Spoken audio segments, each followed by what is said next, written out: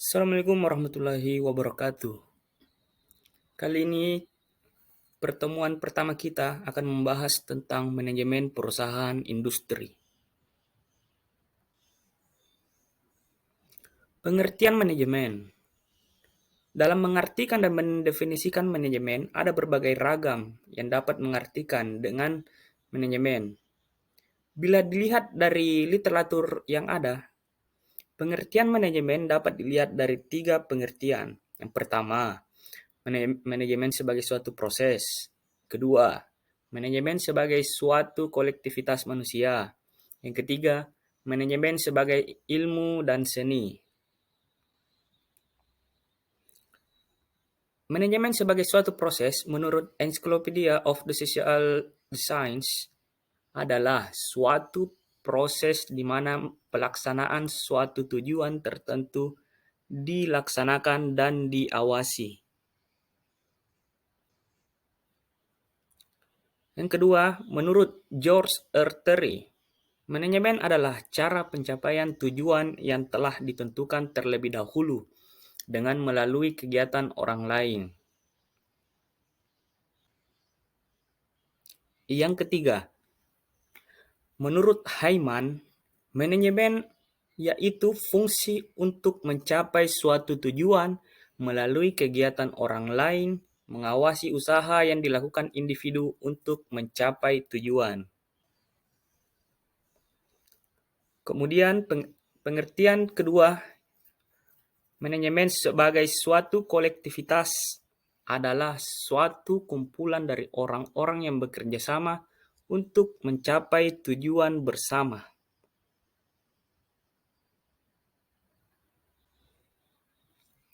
Dari berbagai pengertian di atas, dapat disimpulkan bahwa manajemen yaitu koordinasi semua sumber daya melalui proses perencanaan, pengorganisasian, penetapan, tenaga kerja, pengarahan, dan pengawasan untuk mencapai tujuan yang telah ditetapkan terlebih dahulu.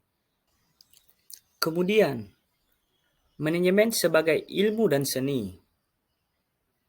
Manajemen sebagai suatu seni di sini memandang bahwa dalam mencapai suatu tujuan diperlukan kerjasama dengan orang lain.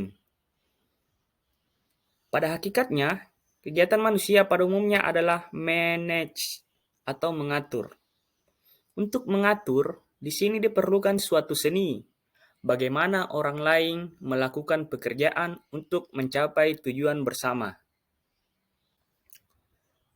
Untuk selanjutnya, poin manajemen sebagai suatu profesi.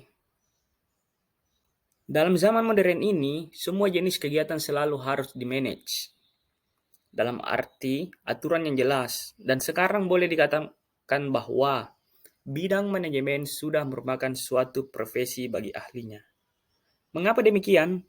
Karena dalam kegiatan apapun, pekerjaan yang harus dikerjakan secara efisien dan efektif, sehingga diperoleh masukan atau input yang besar. Kemudian tingkat manajemen dan manajer. Bahwa manajemen yang digunakan dalam segala bentuk kegiatan, baik kegiatan profesi maupun non-profesi, baik organisasi pemerintah maupun swasta. Maka manajer dapat diklasifikasikan dalam 2 acara, yaitu tingkatan dalam organisasi dan lingkup kegiatan yang dilakukan.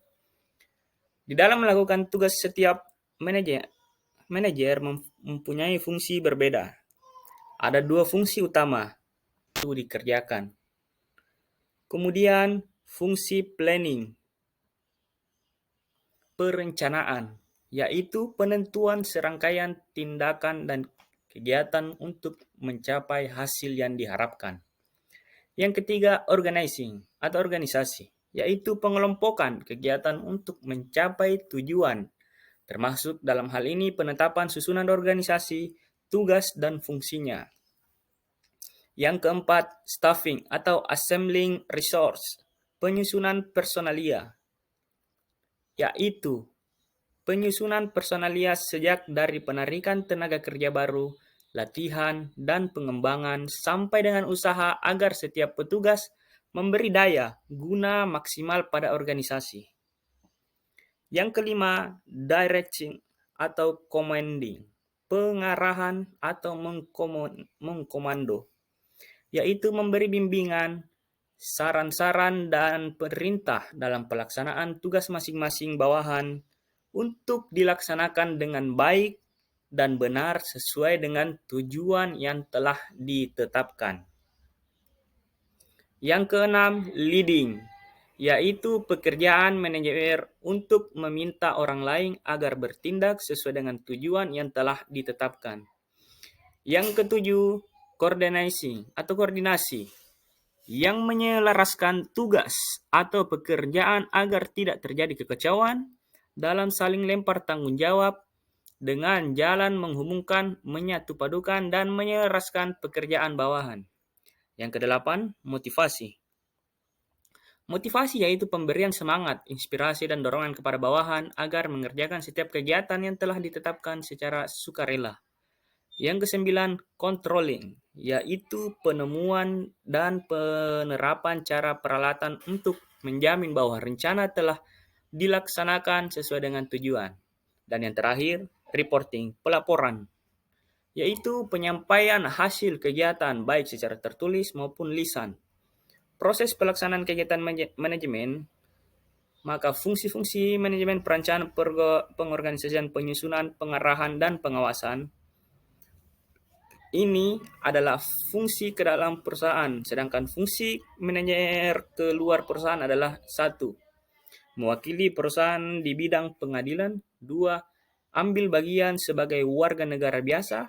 Yang ketiga, mengadakan hubungan dengan unsur-unsur masyarakat. Ya, kemudian kita masuk pada materi utamanya, yaitu manajemen perusahaan industri. Perusahaan manufaktur dikenal dengan istilah manajemen produksi. Seiring dengan perkembangan zaman, sektor jasa yang begitu pesat, maka manajemen operasi juga memfokuskan pembahasan pada operasi jasa. Dengan demikian, lebih tepatnya kiranya kita mempelajari manajemen produksi atau operasi. Manajemen operasi terdiri dari dua kata, yaitu manajemen dan operasi. Operasi merupakan kegiatan mentransformasikan input menjadi output. Dengan demikian, manajemen operasi merupakan kegiatan untuk mengatur atau mengelola secara optimal pengelolaan sumber daya dalam proses transformasi input menjadi output. Berkaitan dengan transformasi, ada dua filosofi proses transformasi. Pertama, little quality. Yang kedua, big quality. Little quality atau kualitas kecil merupakan transformasi yang sederhana, yaitu proses perubahan input menjadi output, sehingga menimbulkan nilai tambah. Dari output akan mendapat feedback untuk perbaikan input. Kemudian big quality, kualitas besar. Transformasi bukan sekedar proses perubahan input menjadi output. Ketika perusahaan menyediakan input, ia akan berhubungan dengan supplier sebagai penyedia input, serta pertimbangan nilai-nilai konsumen sebagai pertimbangan atas input yang digunakan. Jenis transformasi dalam produksi dapat dibagi menjadi 7. Yang pertama, fisikal dalam produksi pabrik. Yang kedua, psikologikal dalam perawatan kesehatan. Yang ketiga, psikologal dalam bisnis hiburan. Yang keempat, location dalam transformasi. Yang kelima, exchange atau pertukaran dalam pelanggan. Yang keenam, informasional dalam telekomunikasi. Dan yang terakhir, storage atau penyimpanan.